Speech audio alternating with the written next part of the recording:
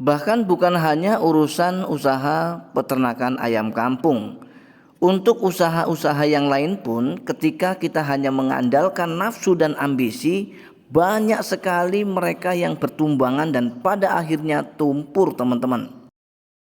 Apalagi usaha kita adalah usaha ternak ayam kampung, usaha yang berkaitan dengan nyawa. Bagaimana cara kita mempertahankan nyawa mereka agar mereka tetap dalam keadaan hidup dari nol bahkan sampai panen. Dan hidup bukan sekedar hidup, tetapi mereka hidup dengan kualitas serta bobot sesuai dengan yang kita targetkan, teman-teman dan sahabat semua. Mengenai bagaimana caranya, kita ikuti selengkapnya setelah pariwara berikut ini.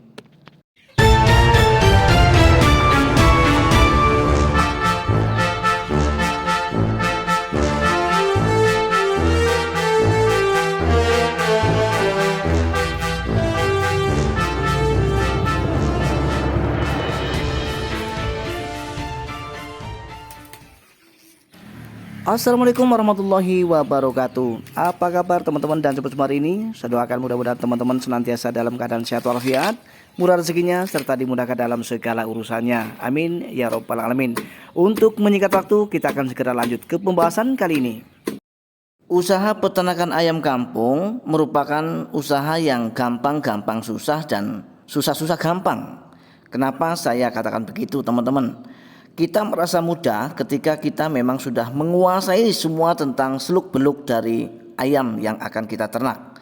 Tetapi sebaliknya, kita akan merasa sulit, bahkan kesulitan sekali. Jangankan untuk mendapatkan keuntungan, untuk membuat ayam-ayam ini tetap hidup dari nol sampai kepada panen saja, terkadang masih belum berhasil. Inilah pentingnya pemahaman sebelum kita melangkah untuk usaha ternak ayam kampung, teman-teman. Tentu saja agar usaha kita tidak sia-sia alias hanya gotong royong dan kerja bakti, teman-teman. Teman-teman tentu saja tidak mau toh kalau usaha ternak ayam kampung teman-teman hanya capek ya, menghasilkan capek dan tidak menghasilkan keuntungan. Nah, tentu saja pasti teman-teman tidak mau itu terjadi dan menimpa teman-teman. Oleh karena itu teman-teman dan sahabat semua, kunci daripada keberhasilan ternak ayam kampung ini ada pada diri kita sendiri. Dan kalau menurut saya kuncinya itu jangan nafsu. Jangan sekali-kali teman-teman itu berambisi untuk mendapatkan keuntungan yang melimpah ruah. Keuntungan yang melimpah ruah itu akan bisa kita dapatkan setelah kita menguasai prosesnya, teman-teman. Bagaimana mungkin keuntungan yang melimpah ruah itu akan bisa kita dapatkan sedangkan prosesnya saja kita tidak memahami. Jadi secara logika jelas itu tidak akan mungkin kita capai. Keberhasilan yang seperti itu adalah 0,0% untuk kita dapat, teman-teman. Karena menurut saya keberhasilan itu akan kita bisa dapat ketika kita memang menguasai prosesnya. Seluruh proses-proses yang ada di dalam usaha peternakan ayam kampung. Misalnya bagaimana cara kita memberikan pakan pada ayam-ayam kita agar mereka cepat besar, tentu saja dengan pola makan yang baik, waktu makan yang tepat, serta porsi pakan yang ideal untuk mereka. Itu semua kita harus kuasai. Ini salah satunya, teman-teman. Bahkan masih banyak sekali yang berkaitan dengan bagaimana cara kita bisa berhasil dalam mengembangkan usaha peternakan ayam kampung. Tidak hanya soal pemberian pakan, termasuk jenis pakan, teman-teman. Jadi jenis pakan yang kita berikan, meskipun dari pakan alternatif, apakah benar-benar sudah mengandung nutrisi yang cukup untuk ayam kita? Ini yang kemudian banyak menimpa peternak pemula karena tidak paham tentang jenis pakan alternatif seperti apa yang sekiranya mengandung nutrisi yang cukup untuk ayam-ayam kita. Kebanyakan dari mereka mengandalkan pakan-pakan yang bersifat gratis. Kita boleh menggunakan pakan gratis, tetapi kita harus selektif. Kita harus tahu kandungan nutrisi yang terdapat di dalamnya apakah sudah cukup atau belum. Karena kalau kita asal comot, asal pilih, asal berikan pakan jenis alternatif yang nutrisinya rendah, resikonya bukan tanggung-tanggung, teman-teman. Inilah salah satu resiko yang akan terjadi pada ayam-ayam kita. Ayam kita bukan tumbuh secara baik dan normal, tetapi justru malah kurus seperti ini. Berbeda halnya dengan ayam yang ini teman-teman, ketika kita memang sudah paham bagaimana cara membuat ayam-ayam kita bisa tumbuh kembang secara baik sehingga bisa mendapatkan bobot yang maksimal, tentu saja kita akan berhati-hati di dalam pemberian pakannya.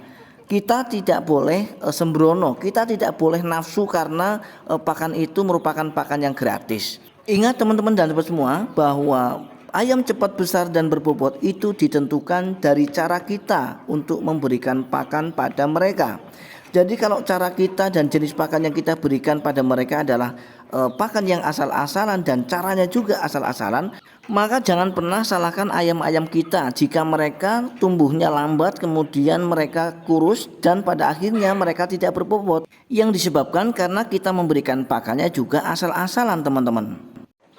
Dan untuk berikutnya, hal-hal yang sekiranya berkaitan dengan nafsu para peternak ayam kampung untuk mendapatkan keuntungan yang melimpah itu ada pada populasi. Jadi kebanyakan teman-teman itu sudah salah kaprah yang diakibatkan karena nafsu untuk mendapatkan keuntungan yang melimpah ruah.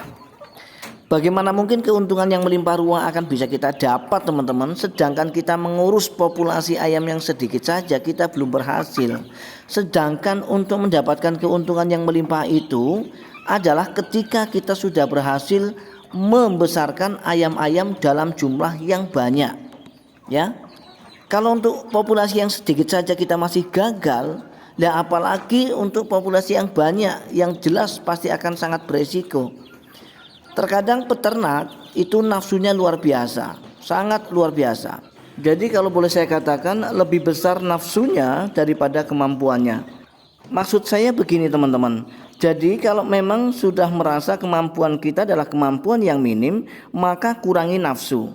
Kita akan beternak dalam jumlah yang sedikit dulu atau populasi yang sedikit dulu teman-teman.